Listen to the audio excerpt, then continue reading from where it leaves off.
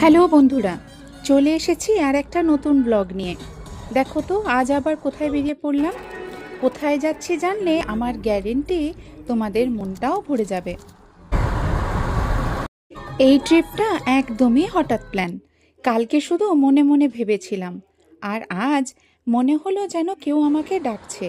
ব্যাস, আর দেরি নয়, তাড়াতাড়ি লাগেজ গুছিয়ে বেরিয়ে পড়লাম, মনের ভেতরে এক অদ্ভুত আনন্দ নিয়ে।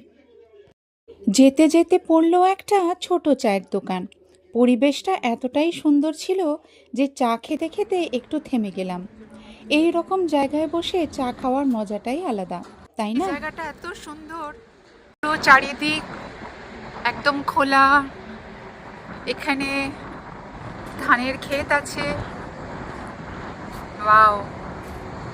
আচ্ছা, একটা কথা বলো তো, আমার প্রায় সব ব্লগে দুটো জিনিস কমন থাকে, বলতে পারো সেগুলো কি? কমেন্টে ফটাফট লিখে জানাও কিন্তু।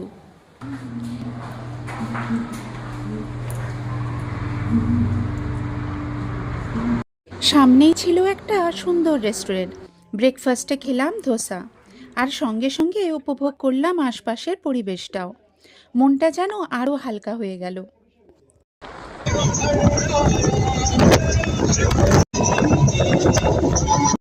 এরপর রওনা দিলাম গন্তব্যের দিকে।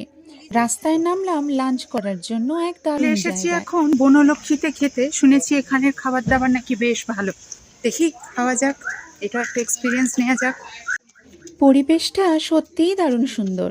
চারিদিকে সবুজে ঘেরা বাগান আর গাছপালার মাঝে এক অদ্ভুত শান্তি। এখানে বাতাসের শব্দ কম, মনটা আপনা আপনি হালকা হয়ে যায়। শহরে যেখানে তাড়া আর কোলাহল, গ্রামে সেখানে সময়টা যেন ধীরে চলে। এইটাই শহর আর গ্রামের আসল পার্থক্য। তেমনি মেনুটাও মন জয় করে নিল। আমার প্রিয় পিঠে পুলি পাটিসাপটাও আছে এখানে।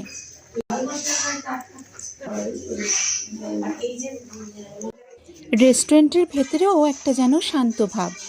এগুলো শান্তিনিকেতনের খুব চেনা ফিল। এখন গেস করতে পারছো কি কোথায় যাচ্ছি? তার জন্য জানতে গেলে সঙ্গে থাকতে হবে।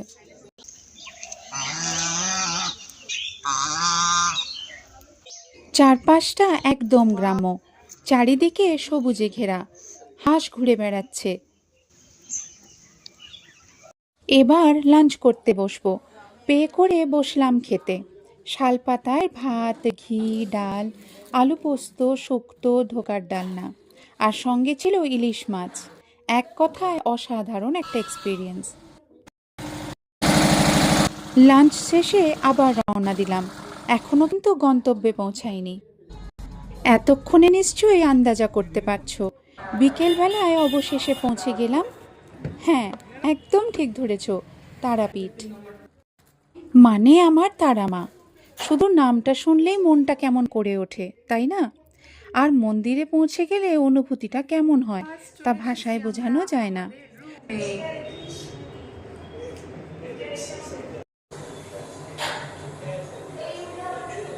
হোটেলে চেক ইন করলাম, আর মনে মনে ভাবছিলাম, মা, এই তো কাল তোমাকে বলছিলাম, তো মা তুমি আমায় কবে ডাকবে? আর দেখো, মা আজই আমাকে ডেকে নিয়েছেন। মন থেকে একবার মাকে ডাকলে তিনি যে শুনেন, আজ সেটা আরও একবার বুঝে গেলাম। আমি চলে এসেছি এখন একটা দোকানে। আমাদের সঙ্গে আসা একটা ছোট্ট বাচ্চার আজকে বার্থডে, তার জন্য আমরা কেক নিচ্ছি। তার জন্য চিন্তা ভাবনা করছি একটা যদি ছোট গিফট কেনা যায়। দেখি কি পাওয়া যায় এখানে। হোটেলে ফিরে তারপরে কেক কাটিং, হাসি ঠাট্টা, রাতের ডিনার। আর মনে মনে শুধু একটাই ভাবনা, কাল মায়ের কাছে যাব। এই আনন্দ নিয়েই ঘুমিয়ে পড়েছিলাম। সকালে কার্টেন্স খুলতেই মনের ভেতরে যেন অন্যরকম আলো ঢুকে গেল। স্নান সেরে মন্দিরে যাব, আর আগে অবশ্যই চা। এই হলো তারাপীঠের সকাল। ভাবলাম মায়ের দর্শন করে তারপর এসে চা খাওয়া যাবে।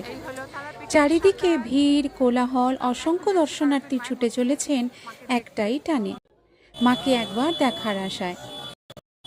এই সেই রাস্তা, যে রাস্তা দিয়ে হাজার হাজার ভক্ত মায়ের কাছে যায়, কেউ মানত নিয়ে, কেউ আবার ভাঙা মনটা নিয়ে। প্রথমেই গেলাম শ্মশানে। এখানেই মানুষ বুঝে যায় জীবনের শেষ ঠিকানা কতটা নীরব। সব অহংকার, সব চাওয়া এই জায়গায় এসে থেমে যায়, শুধু থেকে যায় সত্যিটা। তারপর ধীরে ধীরে পা বাড়ালাম মায়ের মন্দিরের দিকে। এক অদ্ভুত অনুভূতি, ভয় নয়, শান্তি নয়, মনে হচ্ছে মা নিজেই ডাকছেন। শ্মশানের নিস্তব্ধতা পেরিয়ে মায়ের চরণে পৌঁছালে মনটা হঠাৎই হালকা হয়ে যায়, যেন সব ক্লান্তি, সব প্রশ্ন মায়ের কাছে রেখে আসা যায়।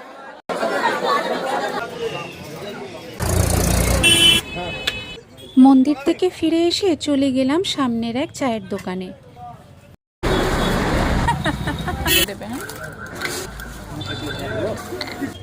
চা খেয়ে চলে যাব সামনের আরেকটা দোকানে। শুনেছি এখানে নাকি ব্রেকফাস্টে চপ মুড়ি খুবই খাওয়া হয়। হোটেলের সামনেই একটা দোকানে ঢুকে পড়লাম। দেখছি গরম গরম চপ ভাজা হচ্ছে। তেলের আওয়াজ, ভাজার গন্ধে মনটা এমনিতেই খুশি হয়ে গেল। এইটাই তো তারাপীঠের সকাল, সাধারণ খাবার কিন্তু স্বাদে আর অনুভূতিতে একদম আলাদা। বলো তো, তোমরা কারা কারা ব্রেকফাস্টে চপ মুড়ি খেতে ভালোবাসো? হোটেলে ফিরে চটপট তৈরি হয়ে এবার মায়ের কাছে।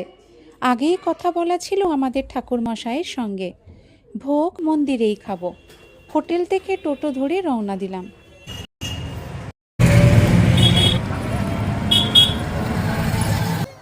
প্রতিবার এই রাস্তা দিয়ে যাওয়ার সময় যে উত্তেজনাটা হয়, আজও ঠিক তাই হচ্ছে।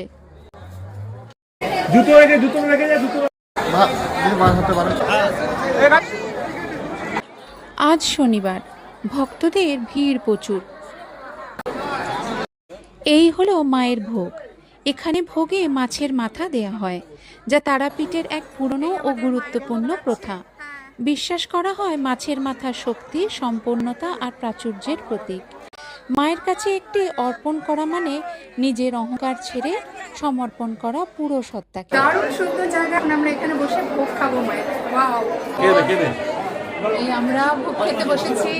এখানে ভোগ শুধু খাবার নয়, এটা বিশ্বাস, ভরসা আর মায়ের সঙ্গে এক নিঃশব্দ সংযোগ। আজ শনিবার বলে মন্দিরে প্রচুর ভিড়। দেখুন নিচে ভান্ডারা চলছে। মন্দিরে আজকে প্রচুর ভিড়। জানি না কখন পুজো দিতে পারবো, দেখা যাক। ঠাকুরমশাই আমাদের জন্য খুব সুন্দর জায়গা করে দিয়েছিলেন ভোগ খাওয়ার জন্য। মন ভরে ভোগ খেয়ে এবার ডাক পড়ল মায়ের পুজো দেওয়ার। মায়ের রূপ, মায়ের আলতা পরা চরণ, মায়ের সাজ, সব কিছুই মনটা ছুঁয়ে যায়। আমি মন্দিরের ভেতরে দাঁড়িয়ে মায়ের উপস্থিতিটা অনুভব করি। আপনারাও কি তাই করেন? কমেন্টে জানাবেন প্লিজ। মনে হয় যেন মায়ের বুকে মাথা রেখে দাঁড়িয়ে আছি। মাকে স্পর্শ করলে সারা শরীরে কেমন একটা শিহরণ হয়। এই অনুভূতির কোনো ব্যাখ্যা নেই।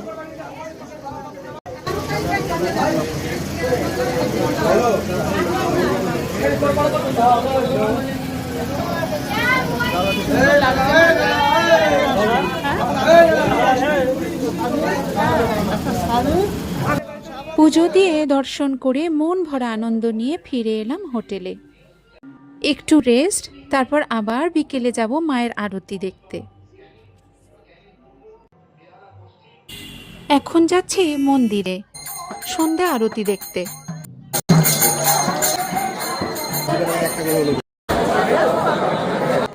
মন্দিরের পরিবেশটাই আলাদা। এখানে ঢুকলেই মনটা অকারণেই টেনে নিয়ে যায়। শব্দ, ভিড়, আলো সব কিছুর মাঝেও একটা অদ্ভুত শান্তি কাজ করে। সামনেই হনুমানজির মন্দির। দর্শন করে বসে পড়লাম হনুমান চালিসা পড়তে। কি শান্তি, কি অনুভূতি ভাষায় বোঝানো যায় না।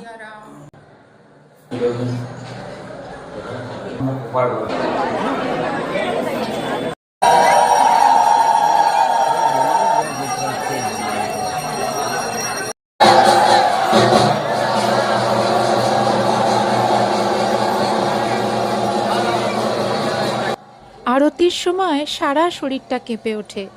মনে হয় মা যেন এই মন্দিরেই ঘুরে বেড়াচ্ছেন।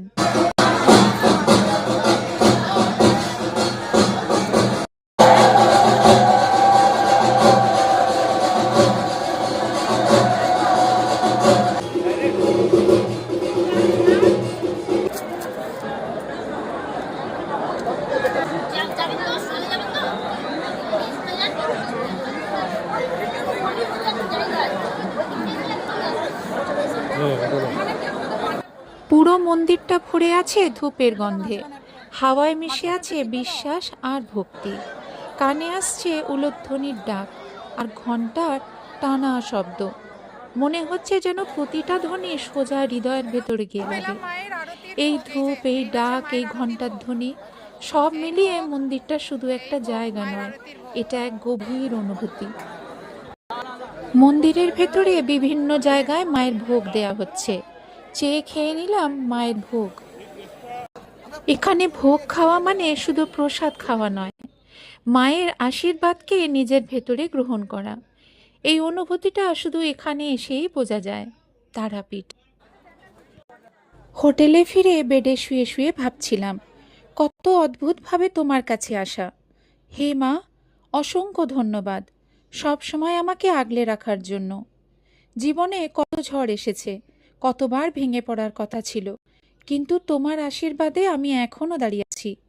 আমি জানি সব সময় চোখে দেখা যায় না, কিন্তু তুমি ছিলে, আছো আর থাকবেই আমাকে আগলে রাখতে। জয় মা তারা।